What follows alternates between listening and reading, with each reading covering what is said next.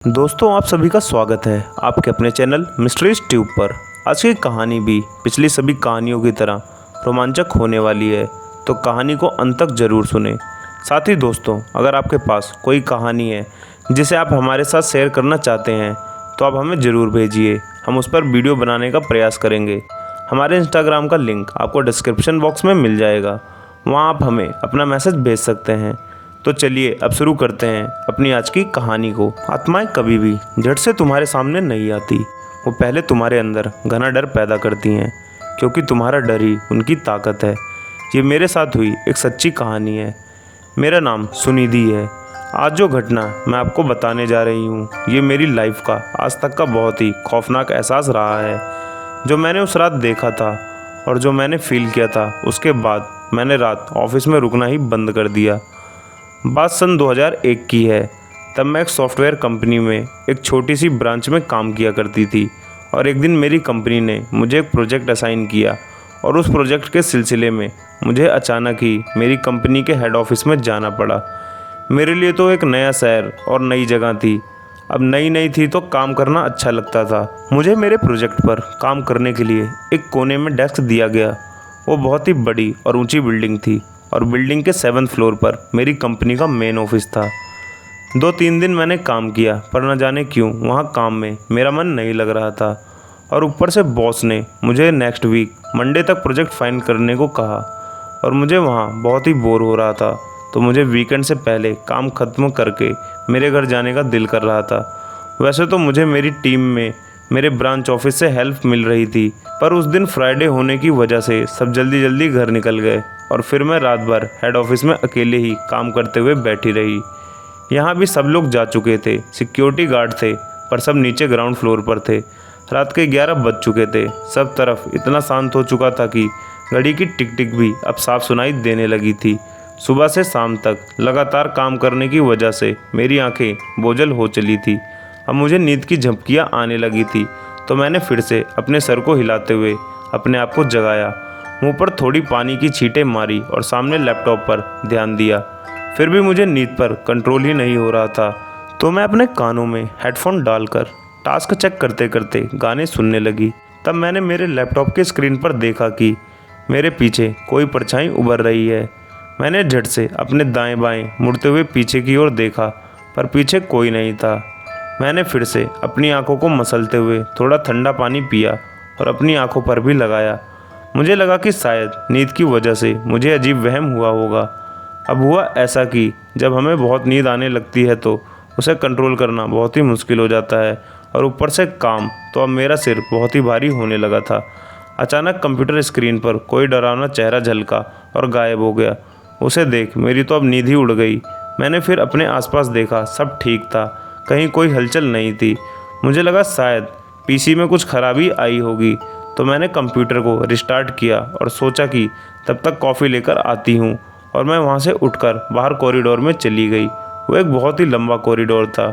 मैंने coffee machine को on किया और दूसरी तरफ ग्लास में पानी भरने के लिए नीचे झुकी, तो मुझे एहसास हुआ कि उस कॉरिडोर के दूसरे छोर पर जहाँ सीढ़ियाँ थी, वहाँ से कोई चीज़ तेज़ी से पास हुई। तब मुझे थोड़ा सा डर लगा, क्योंकि कोई नॉर्मल इंसान कभी ऐसा नहीं करेगा। मैंने पानी का नल बंद किया और कुछ देर हाथ में गिलास लिए ऐसे ही खड़ी रही। ऊपर हर जगह सीसीटीवी कैमराज लगे हुए थे। उनकी ओर देखा और लगा कि कोई बदतमीजी कर रहा होगा तो वो सीसीटीवी में ज़रूर पकड़ा जाएगा। मैंने कॉफ़ी का कप लिया और उसे होंठों से लगाकर थोड़ा टेस्ट किया। तभी मुझे किसी बिल्ली की आवाज़ सुनाई दी। मैंने जब सीढ़ियों की ओर देखा तो एक बड़ी प्यारी सी बिल्ली सीढ़ियों से झुककर मुझे ही देख रही थी। शायद वो भूख की वजह से 7th फ्लोर पर चढ़कर आई होगी, और अब मुझे देख वो अपनी भूख को जाहिर कर रही होगी। पर कभी कभी आप जैसा सोचते हैं वैसी चीज़ें नहीं होती। ये तो बस शुरुआत थी। तो मैंने कॉफ़ी का कप वहीं मशीन के ऊपर रखा और मैं सीढ़ियों की ओर चली गई। वैसे भी मुझे बिल्लियाँ पसंद थी, पर जब मैं वहाँ पहुँची तो बिल्ली अचानक कहीं गायब हो गई। मुझे लगा उसने मुझे दौड़ता हुआ सुन लिया होगा और वो भागकर नीचे गई होगी। वैसे भी बिल्लियाँ बहुत तेज़ होती हैं। मैंने सीढ़ियों से नीचे झुककर देखा, पर वो सीढ़ियों पर कहीं भी नज़र नहीं आ रही थी। पर जब नीचे झुककर देख रही थी तो मैंने मेरे कानों के पास किसी की सांसों की आवाज़ महसूस की और अपने कमर पर किसी के हाथ महसूस किए। जैसे कोई मुझे उठाकर नीचे फेंकना चाहता हो। वो एहसास होते ही मैं झट से पीछे हट गई, पर जैसे ही मैं पीछे मुड़ी तो वो बिल्ली कॉरिडोर में बिल्कुल मेरे सामने खड़ी थी। मैंने डर कर चौंकते हुए अपने मुंह पर हाथ रख दिया। थोड़ी देर के लिए मेरी धड़कन तो जैसे रुक सी गई थी। उसकी चमकती आंखें और अजीब से आवाज़ ने मुझे डरा दिया था। मैंने अपने आप को शांत किया और उसे उठाकर अंदर मेरे डेस्क पर ले गई। डेस्क के ऊपर उसे रखा और उसे बैग से कुछ स्नैक्स थे वो निकाल कर उनके सामने रख दिए। वो चुपचाप मेरी ओर देखते हुए वहाँ बैठ गई। अपने आप को सिकोड़ते हुए उसने अपने पंजों और पूंछ को लपेट लिया। वो बहुत देर तक चुपचाप वहाँ बैठी रही। मैं कॉफ़ी पीते पीते फिर से काम करने लगी, लेकिन फिर भी कुछ ही देर बाद फिर से मेरी आंखें बंद होने लगी। मुझे नींद पर ज़रा सा भी कंट्रोल नहीं हो रहा था और तब मैं शायद सो चुकी थी जब मैंने मेरी ज़िंदगी का सबसे डरावना एहसास किया। उस वक्त मेरा सर मेरे डेस्क पर कीबोर्ड पर था शायद, और तब मैंने उस गहरी नींद में एक नाम सुना। वो बहुत ही हल्की आवाज़ थी, सुनिधि, सुनिधि, मुझे रास्ता दिखाओ, मुझे घर जाना है सुनिधि। सोते हुए मैंने सपने देखा कि कोई मेरा नाम लेकर मुझे पुकार रहा है। मुझे ऐसा लगा जैसे किसी ने मेरे सर पर हाथ फेरा हो। मैं अपने आप को जगाने की कोशिश कर रही थी, पर सर बहुत भारी होने लगा था, जैसे मेरे सिर में किसी ने बहुत ही भारी बोझ रख दिया हो। मुझे सांस लेने में तकलीफ़ होने लगी थी, तो कुछ सेकंड मैं झट से उठकर बैठ गई। मेरा पूरा चेहरा पसीने से भरा हुआ था। अपना पसीना पोंछते हुए मैंने तेज़ी से अपनी आंखों को झपकते हुए डेस्क पर देखा तो वहाँ कोई बिल्ली नहीं थी। तभी मुझे मेरे पैरों के पास किसी का हाथ महसूस हुआ। कोई मेरे पैरों को सहला रहा था। जब मैं झुककर नीचे देखा तो मेरे रोंगटे खड़े हो गए। मेरे पूरे शरीर में ठंड सी भर गई। मेरे दांत टिकटिकाने लगे थे। मेरे डेस्क के नीचे एक लड़की बैठी हुई थी। वहाँ से उठने की मुझ में बिल्कुल ताकत नहीं थी।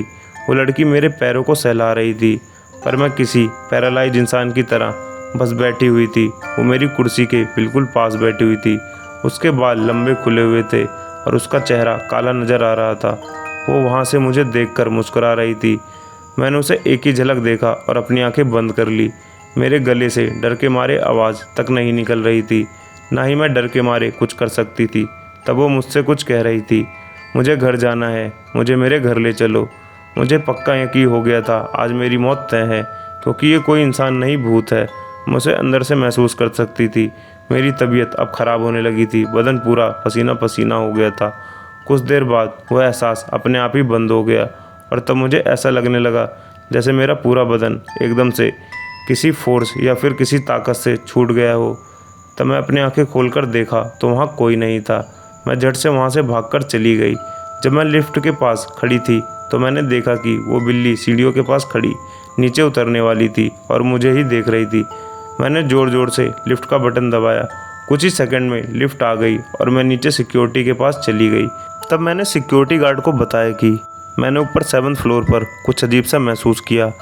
वहाँ कोई था जो यहाँ वहाँ घूम रहा था और वो लड़की थी शायद। वो ऑफिस के अंदर भी आई थी, तो उन्होंने कहा कि उनके सामने से तो ऊपर कोई नहीं गया। सिक्योरिटी हर घंटे बाद ऊपर जाकर चेक करती है और ऊपर से सीसीटीवी पर भी कोई अजीब हरकत दिखाई नहीं दी। तो मैंने उन्हें 7th फ्लोर का सीसीटीवी फुटेज देखने को कहा। जब उन्होंने मुझे सीसीटीवी फुटेज रिवाइंड करके दिखाया तो मेरे होश उड़ गए। वहाँ ना ही बिल्ली थी और ना ही कोई औरत थी, बस मैं अकेली ही दिखाई दे रही थी और मेरा होना ऐसा दिखाई दे रहा था जैसे मैं अपने दोनों हाथों में हवा को उठाकर मेरे ऑफिस में चली गई थी। तब वहाँ एक थोड़े से बुजुर्ग इंसान भी बैठे हुए थे। वो भी वहाँ की सिक्योरिटी में काम कर रहे थे। उन्होंने मुझे बताया कि बेटा, आप इस बात पर यकीन करती हो या ना करती हो ये तो मुझे नहीं पता, पर जब एक इंसान की मौत होती है तो अगले 10 दिनों तक उसकी आत्मा उसी जगह भटकती रहती है जहाँ उसकी मौत हुई थी। तो मैंने उससे पूछा, मतलब आप कहना क्या चाहते हो? तो उन्होंने कहा, मतलब बेटा, पिछले हफ्ते ही 7th फ्लोर से गिरकर एक लड़की की मौत हो गई थी। हो सकता है जो भी तुमने महसूस किया वो उसकी आत्मा हो जो अपने शरीर को ढूंढ रही हो। मैं बस उनकी बातें सुन रही थी। मैं एक बात को समझ गई थी कि ये चीज़ें होती हैं ऐसे ही, ज़रूरी नहीं कि जो तुम्हें दिखाई दे वो किसी और को भी दिखाई दे। मैं उसी वक्त सिक्योरिटी को लेकर ऊपर मेरे ऑफिस फ्लोर पर चली गई। वहाँ से मेरा पर्स लिया और प्रोजेक्ट डॉक्यूमेंट को पेन ड्राइव में लेकर वीकेंड के लिए मेरे घर रवाना हो गई। पर उस दिन के बाद मुझे इस बात पर यकीन हो गया कि सच में दुनिया में ऐसी चीज़ें भी मौजूद हैं जिन्हें हम कभी भी एक्सप्लेन नहीं कर सकते, कभी भी नहीं। तो दोस्तों आज की कहानी यहीं ख़त्म होती है। कहानी पसंद आई हो तो चैनल को सब्सक्राइब और वीडियो को लाइक ज़रूर करें। मिलते हैं एक और रोचक वीडियो के साथ। तब तक के लिए आप सभी को मेरा नमस्कार।